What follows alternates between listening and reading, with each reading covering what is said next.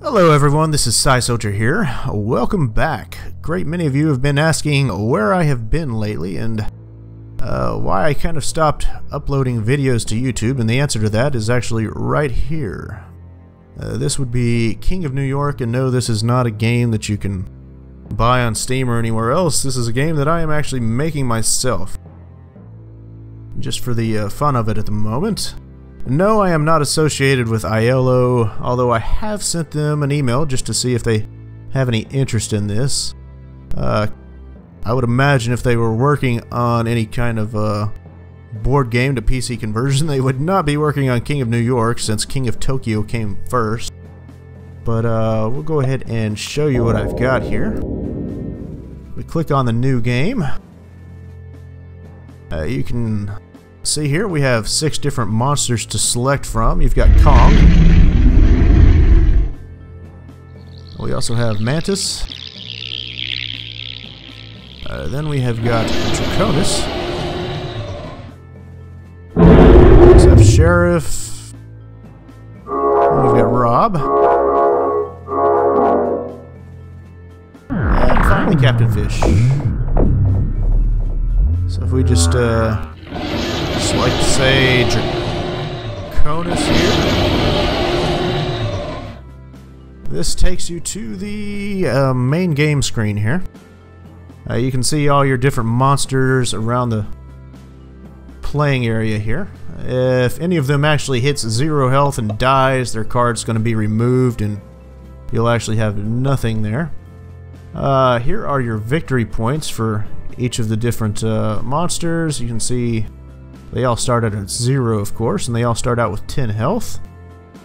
You've got the different cards that you can buy, and each game it's going to deal out 3 random cards as it shuffles the deck and it gives you the top 3. You can click on them and see a larger version of them if you like. We've got the game map around here. I haven't actually got to this point. I've only been working on this for about 2 weeks. Before that, I was working on another game, an RPG of my own design. But considering that I'm not an artist, and all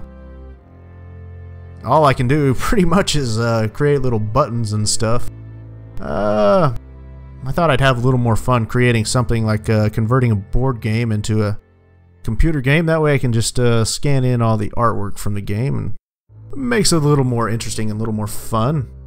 But during the game you can click on, say, this area right here, and it will enlarge it so you can actually attack different military units, different buildings, and of course you can move around. If you're not familiar with King of New York, the objective is to reach 20 victory points first, or to be the last monster left standing. Yeah, as you can see here, we've got the 3 different cards. If we were to start over again, go back to the main menu, and say select Sheriff, you'll have 3 different cards this time. If we go ahead and hit the button to advance the turn, we're gonna each roll to see who has the most claws. The monster with the most claws is going to go first. Looks like Kong got 0 claws here. For the most part, I've got... Holy crap. Okay, so Draconis has 3 claws there, so I don't think we're going to have any ties here.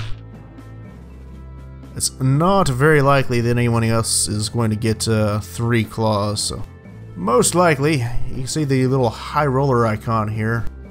I doubt anybody else is going to take that from Draconis. If, for instance, I was to roll 3 claws, you would see a little plaque like that on my character as well. And the same with anybody else. And then it would go back around, and everybody who has got a high roller marker is actually going to roll again for claws if we had a tie. But as I said, I doubt anybody is going to take that from Draconis with his 3 claws, but I guess you never know. I'll go ahead and roll here. And no, just 1 claw from me. And we'll move on to Captain Fish.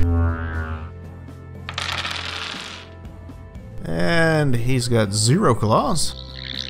So the last one to go here is going to be Mantis, and I seriously doubt he's going to take it. No, he didn't even get a single claw either. Okay, so Draconis has the most claws, and he's going to start out the game here. Basically at this point, you're gonna roll the dice. You're gonna select which of the dice you want to keep. Say, I was gonna go for Superstar. I would go ahead and take these 2 dice, and then you would re-roll the remaining 4 dice to see if possibly we can get another star. You get a couple chances to do that. That's actually the point in the game that I'm starting to work on right now.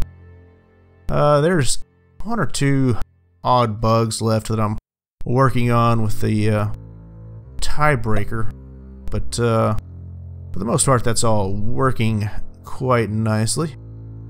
And I may actually go ahead and make it so you have an option. Say if you don't want your dice scattered around, you'll just have them in a nice row here every time you roll the dice, and then you can go ahead and select which ones you like. But I kind of like the feel of having the dice scattered randomly around the board every time you roll. You gain energy with these little energy icons if you're not familiar with that, which you can use to buy the cards. And of course I'll have the little buy icons grayed out unless it's actually the buy phase and you actually have enough energy, but that's another thing I haven't quite gotten to yet. As I said, I've only been working on this for about 2 weeks during my free time, so I do what I can as I can, and quite honestly a lot of that time has been spent scanning things in, editing the graphics, and making the names and the different status messages for the screen.